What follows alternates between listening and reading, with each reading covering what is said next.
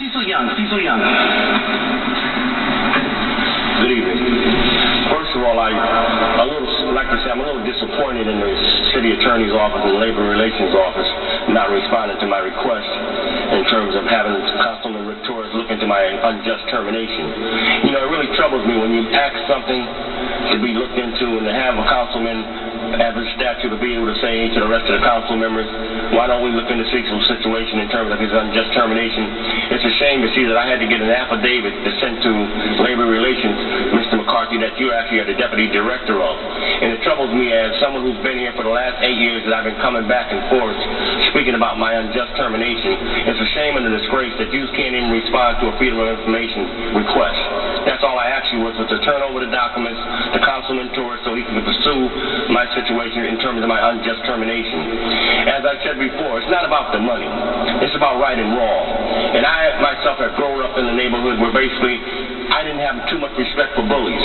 And when I see people in positions of authority and bully pulpits, and they act like they don't have any compassion about people like ourselves who pay taxes, who help get people like yourself elected to serve us, to represent us, it troubles me to find out when we come here constantly asking you to look into this and look into that, you constantly ignore our concerns.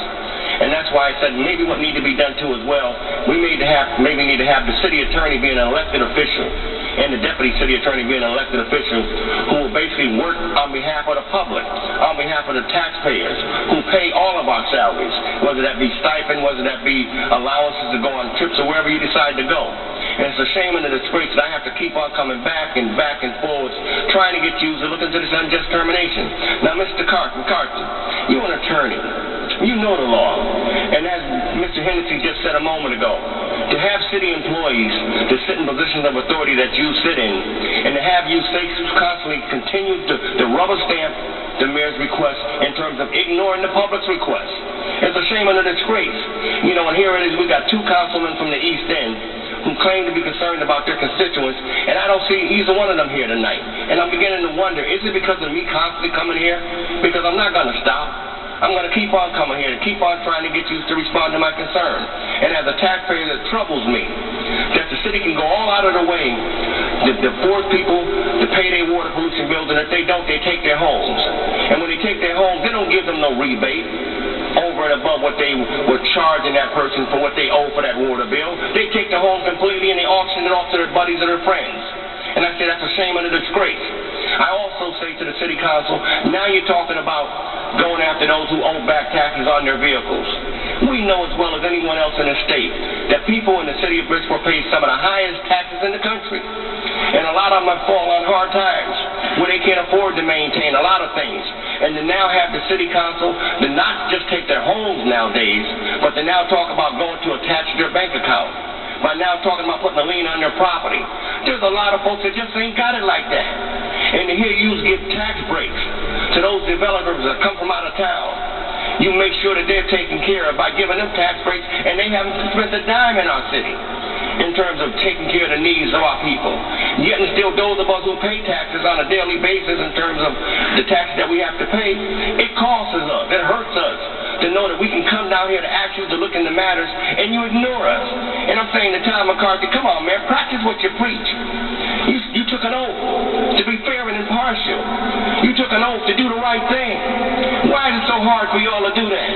Holloway, he took an oath to do the right thing. And he killed me with the what do you call that, marching home with his African boutiques when he shows up acting like he's being one of the oldest elected officials in the city in terms of being a council member. And it's sad because he's from our district. A district that you can put anything you want in our district and not have any kind of a hearing about what you put in our district. And it's a shame and a disgrace that now we're talking about going after a person who owns a pool hall. And believe me, I'm against crime. I'm against anyone being a victim of a crime. But I know in the same perspective, the person that you're talking about closing down his place because of him having a pool hall that people from time to time may shoot in, why don't they take these police officers that we're paying these top dollars to, sit in front of those places, go into those places, and to do pat-downs or to do whatever they got to do, but to tell a taxpayer, someone who owns a liquor store in a bar, or someone who owns a liquor store in a pool room, that now we're going to talk about closing you down because of crime? Why do we hire these police officers that we got? Crime is down in this city to a great degree to where it used to be. We don't have gangs hanging on corners, running up on cars like they used to do. The police have done a good job in terms of dealing with that. Why come instead of trying to tell this businessman he got to close down his place because of what happened to his place? Mr. Young, you have to wrap up. Thank you. I say to you, instead of doing that, we need all the tax dollars we can get to give us breaks, to help that man keep his business flowing by providing police protection for him. That is needed. That is long overdue.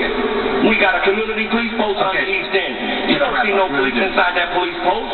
Thank you. We got new police every day being trained. Thank you, Mr. Young. Thank you. And I thank you, Mr. McCarthy. But will you please respond to our request other than just constantly saying thank you, and then you get upset when I said I'm tired of being treated like a nigga. I'm a black man. Thank you, Mr. Young. You tell me don't use those words. Thank you, Mr. Young. Thank you. Thank you. Thank you. And here is also John Marshall Lee. I'm gonna leave this. John Marshall Lee. I'm gonna leave Mr. Young, thank you. Your time is up. Mr. Young. Mr. Young, your time is up. Thank you very much. Here's a lady here that Mr. Young, your time is up. Thank you very much. Mr. McCarthy, I will end it with this here. Here's a lady that you heard your time for 9 minutes and 39 seconds. Your time is up. 9 minutes and 39 seconds. I have a taxpayer saying you give me my same respect, Mr. McCarthy. I give you the respect. I give you. You don't give us the respect. You're a gopher. Thank you, Mr. Young. And it's a shame and a disgrace that we're being treated like we're nobody. Thank you, Mr. Young. Thank you. Thank you. And I'll be back for part. Thank you, Mr. Young. John Marshall Lee. John Marshall Lee.